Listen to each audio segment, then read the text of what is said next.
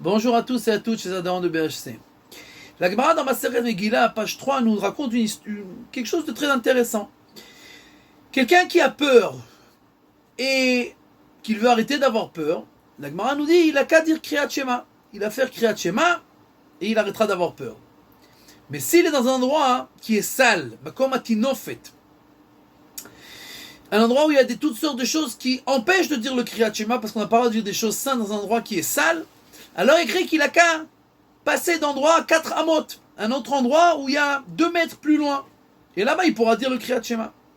Et si même ça, il ne peut pas le faire, il a qu'à dire les chèvres qui sont grosses à l'abattoir, elles sont plus grosses que moi. Va les prendre. C'est-à-dire comme s'il parlait au Satan, laisse-moi tranquille, il y a des brebis qui sont plus grosses que moi. Va les prendre à l'abattoir. Et bien entendu que cette Gemara est très bizarre et elle doit être expliquée. Qui c'est qui a peur? On est censé avoir peur quand on arrive au jugement. Le jour du jugement, Rosh Hashanah, Kippour, on va être jugé, on est censé avoir peur.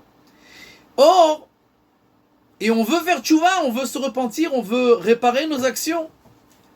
Mais on ne sait pas comment faire. Alors on doit dire Kriyat Shema. Kriyat Shema, ça veut dire recevoir sur nous le joug divin et se rappeler que Akadosh Baruch Hu est là et que nous sommes ses serviteurs et que nous sommes censés faire son travail.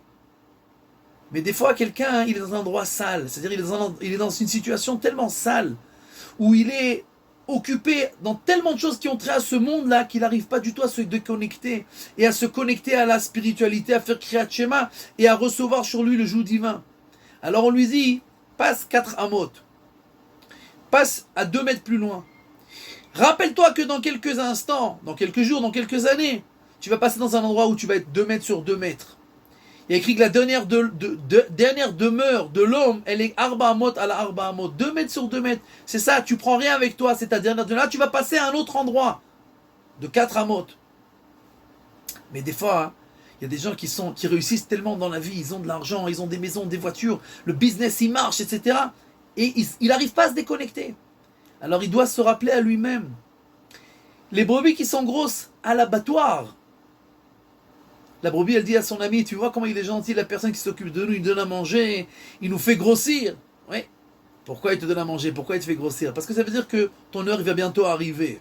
Et que des fois, malheureusement, quelqu'un il reçoit dans ce monde-là, son salaire, malheureusement.